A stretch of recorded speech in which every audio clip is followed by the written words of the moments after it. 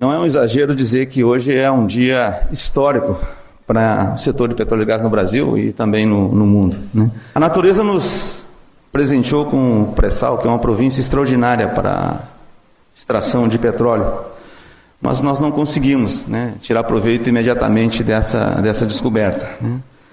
3 anos atrás, o nosso setor vivia a sua maior crise, né?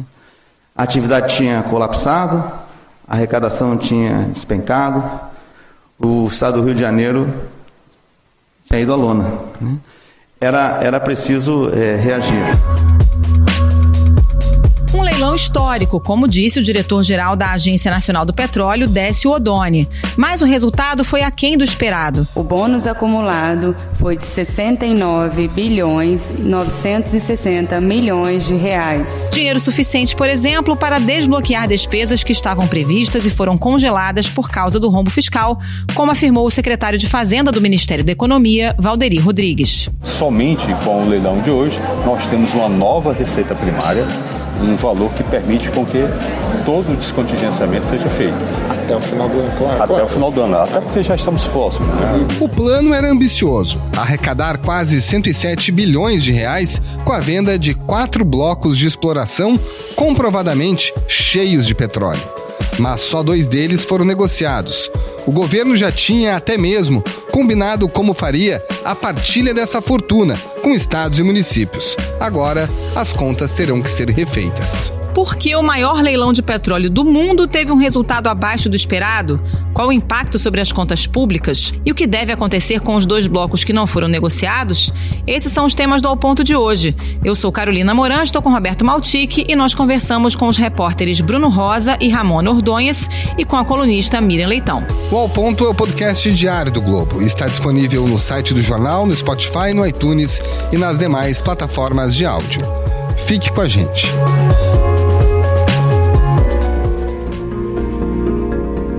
Bruno Rosa e Ramona Ordonhas, aliás, a Ramona, né, Carol, de volta ao Ponto um dia depois. Parece que assunto complicado, Ramona está presente.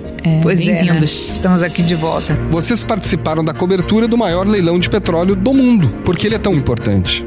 Então, o leilão do excedente da seção onerosa aconteceu hoje e reuniu aí 4 grandes áreas no pré-sal da Bacia de Santos, né? A gente teve aí essas 4 áreas, dessas 4 áreas, 2 foram arrematadas por 69,9 bilhões de reais, né? Quer dizer, apesar de ser um valor abaixo do que o governo esperava de 106 bi, foi um valor recorde, né, para o governo. Uhum. Inclusive, vale destacar, desde que se acabou o monopólio do petróleo lá em 97, enfim, foram feitos os primeiros leilões a partir do ano 2000 até agora, quer dizer, em todos os leilões até agora foram arrecadados cerca de 62 bilhões de reais em bônus de assinatura, tanto nos contratos de concessão antigos nos campos do pós-sal, como nesses do pré-sal.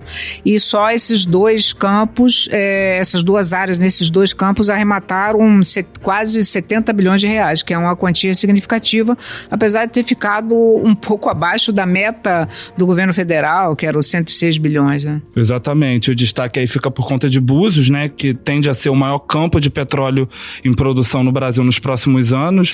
Para o bloco Búzios, o vencedor foi o consórcio formado pela Petrobras, CNODC Brasil e CNOC Petróleo. Há uma reserva estimada de 10 bilhões de barris de petróleo para Búzios. Realmente um grande destaque no cenário de petróleo. Muita coisa, né? Agora, essas 2 áreas que foram negociadas foram arrematadas por consórcios liderados pela Petrobras. Por que as outras empresas estrangeiras não entraram no leilão? O que aconteceu? Correto. Búzios foi arrematado pela Petrobras, ela ficou com 90% da área, né? Os outros 10% foram divididos entre 2 estatais chinesas, que foi classificado aí pelos especialistas como uma participação muito tímida, né? Já na área de Itapu, a Petrobras entrou sozinha nessa área, pagando aí 1,7 bilhão de reais, né? Já os outros 2 campos, Atapu e Sépia, realmente não tiveram aí nenhum tipo de oferta. Conforme observado, não houve oferta válida para esse bloco. E aí é toda uma discussão e uma preocupação do governo em relação a isso, né, Ramona? Porque realmente o que alguns executivos comentavam pelos corredores do hotel onde se realizou aqui no Rio o leilão, é o grande grau de risco que existia em arrematar essas duas áreas, porque além do bônus relativamente elevado, um de cerca de 13 bilhões e outro 22 bilhões de reais, existia o risco que eles argumentavam em relação ao ressarcimento que eles teriam que dar à Petrobras, quer dizer, o consórcio vencedor, ele terá que negociar depois com a Petrobras qual o valor que terá que ressarcir a companhia pelos investimentos já realizados nesses dois campos, como também em relação até o volume de petróleo previsto que a Petrobras pretendia produzir ao longo dos próximos anos, trazer o valor desse petróleo no valor presente, enfim. Agora vamos dar um passo atrás. Por que existe a necessidade de ressarcir a Petrobras por esses campos? Tem tudo a ver com o nome, inclusive, dessa cessão onerosa. Exato. É um excedente de blocos pré-existentes. Exato, porque essas 4 áreas do excedente da cessão onerosa, eles são contíguos aos campos da cessão onerosa, onde a Petrobras já realizou vários tipos de investimento. Já fez uma série de perfurações de poços. Inclusive, o fato da gente saber que existe, de fato, petróleo ali, tem a ver com esse trabalho. Exato, já foram feitos todos os estudos que declararam que essas 4 áreas são comerciais. Então já há uma série de previsões para o início da produção com novas plataformas, então isso tudo acaba entrando nessa conta a ser negociada. A gente está falando de quantos bilhões de reais nessa indenização à Petrobras? Estimativas de algumas consultorias apontam que as 4 áreas dariam à Petrobras uma indenização de cerca de 25 bilhões de dólares, ou seja, quase 100 bilhões de reais.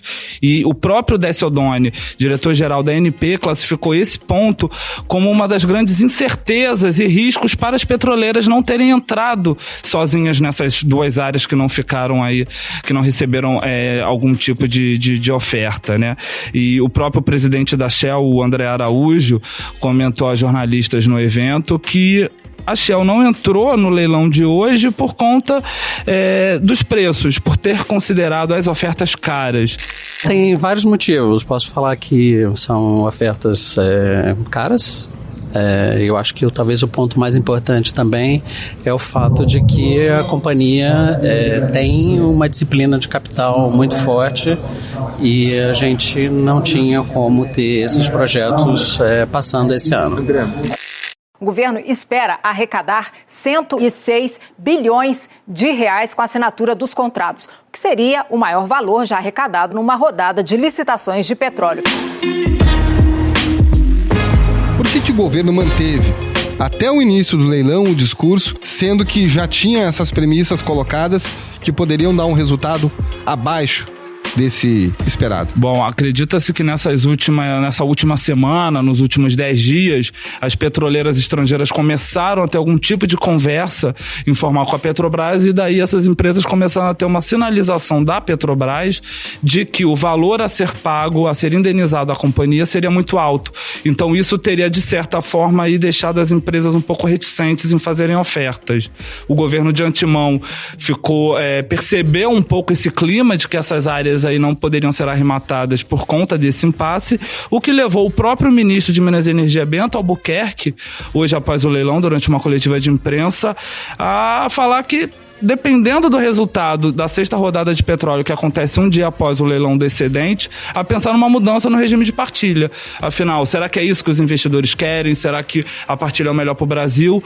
Então ele deixou claro que realmente, de fato, isso pode mudar, mas qualquer mudança na regulação da exploração de petróleo vai ser feito junto com o Congresso. O que é regime de partilha e o que é regime de concessão? Qual é a diferença básica entre os dois? A diferença básica é que no regime de concessão, a empresa ou o consórcio, né? Porque hoje em dia nenhuma empresa petroleira explora sozinho um campo de petróleo, sempre consórcio. O consórcio, ao descobrir uma reserva, é dono da reserva. A diferença básica. No caso da partilha, a União continua sendo a dona do petróleo. Entendeu? Então, a empresa só é ressarcida pelos investimentos feitos e divide o chamado óleo-lucro com a União. Daí que vem esse percentual que consta nos leilões de óleo-lucro. Quer dizer, após o consórcio ter realizado todo o investimento, o desenvolvimento do campo, quer dizer, após deduzir, quando o campo entra em produção, após deduzir todos os gastos feitos até então, o que vem depois, quer dizer, o lucro líquido, digamos assim, é dividido entre o consórcio e a União. Esse que é o chamado óleo-lucro. E do ponto de vista da arrecadação, a concessão ela dá um ganho maior para o governo já no início, porque o bônus durante o leilão ele é livre, então ganha quem oferece o maior bônus para arrematar aquele bloco. Já no caso da partilha, por ser bônus fixos, um bônus ser fixo, a arrecadação do governo ela acontece, é maior a médio e longo prazo, porque você tem a participação do óleo-lucro.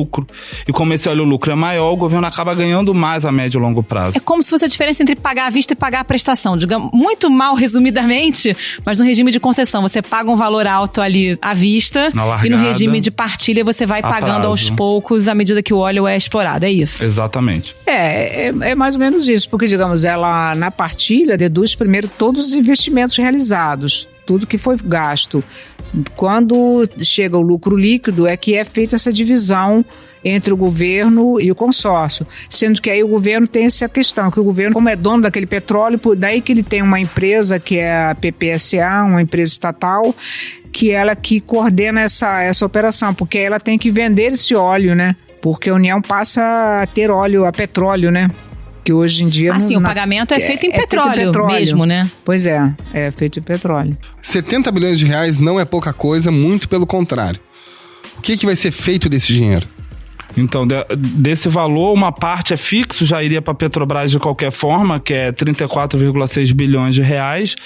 E o restante, como a gente teve aí uma arrecadação de 36 bilhões a menor do que estava se previsto, é simples o resultado. Estados e municípios e a própria União vão receber menos recursos, né? Então, numa conta simples aí, estados e municípios vão receber aí cerca de metade. Se antes, por exemplo, os estados poderiam ganhar quase 11 bilhões de reais, agora esse valor cai para 5. E no caso do Rio de Janeiro, queria receber 2 bilhões de reais por conta de um resultado abaixo do esperado no leilão. O Rio de Janeiro vai ganhar cerca de 1 bilhão de reais. Em resumo é isso, quer dizer, todo mundo acaba ganhando um pouco menos. Bruno e Ramona, obrigada pela participação. Até a próxima. Até a próxima. Até a próxima, obrigado. Valeu. Estamos exibindo agora o conteúdo dos envelopes da rodada Sépia.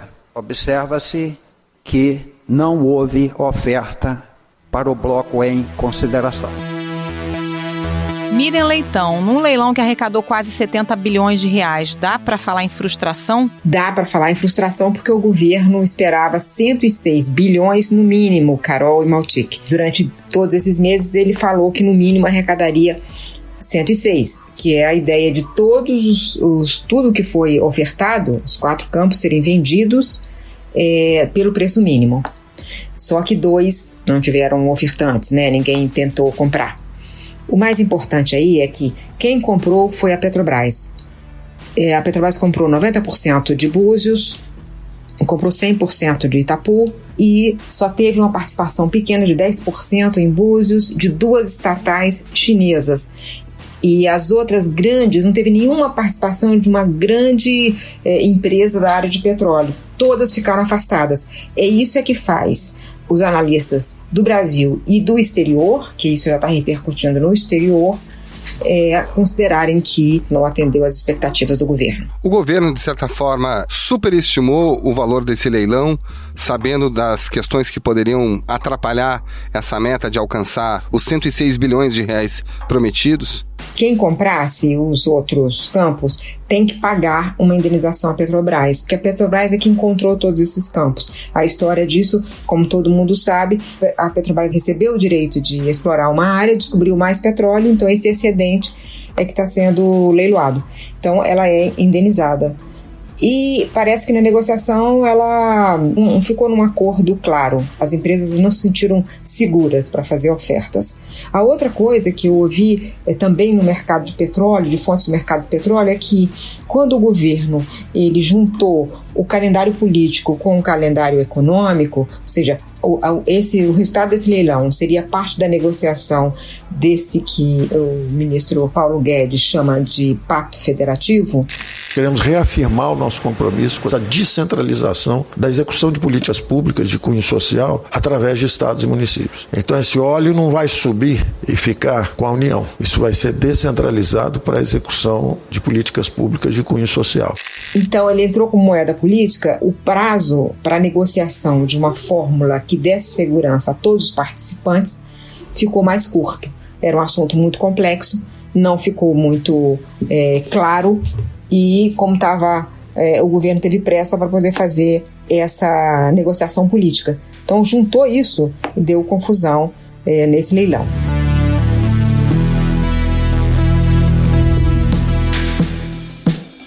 Falando nesse aspecto político, Miriam, é uma frustração também para estados e municípios, né, que vão receber um percentual desse dinheiro.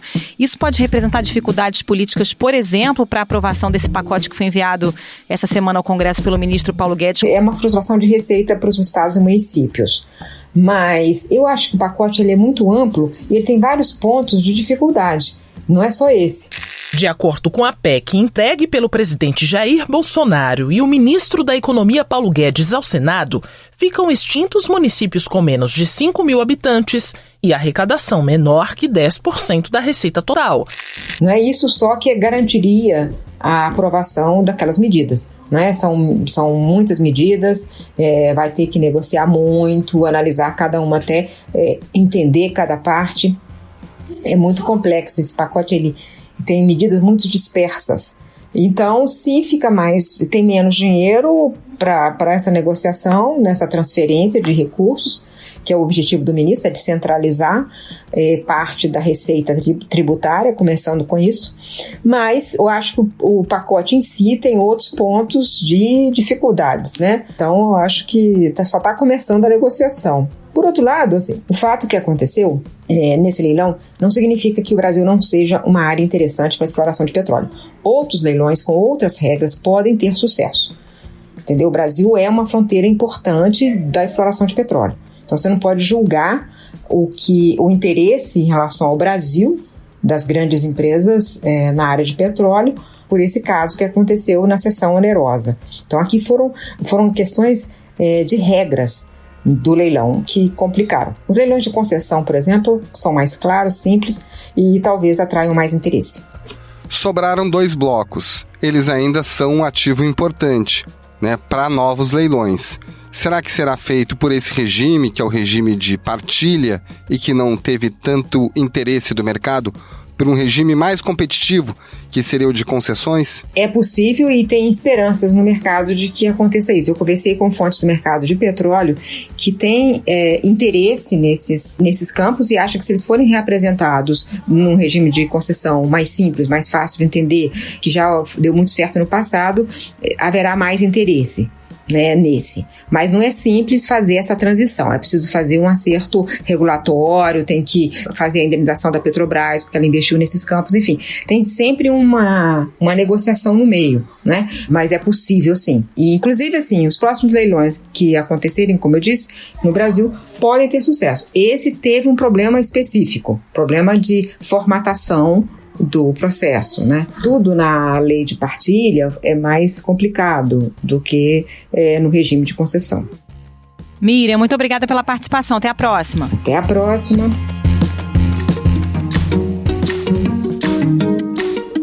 Esse foi o Ponto de Hoje, podcast diário da redação do Globo. Nessa conversa a gente conta com a participação de toda a equipe do jornal, as mesmas pessoas que levam até você informação e análise de qualidade todos os dias. O Ponto está disponível no site do jornal, no Spotify, no iTunes e demais plataformas de áudio. E você entra em contato com a gente pelo e-mail podcast@globo.com.br. Quer saber mais? Entre em oglobo.com.br e confira todas as notícias e reportagens especiais. A captação do áudio é do Maurizio Belli e a edição é do João Guilherme Lacerda. Tchau. Até mais.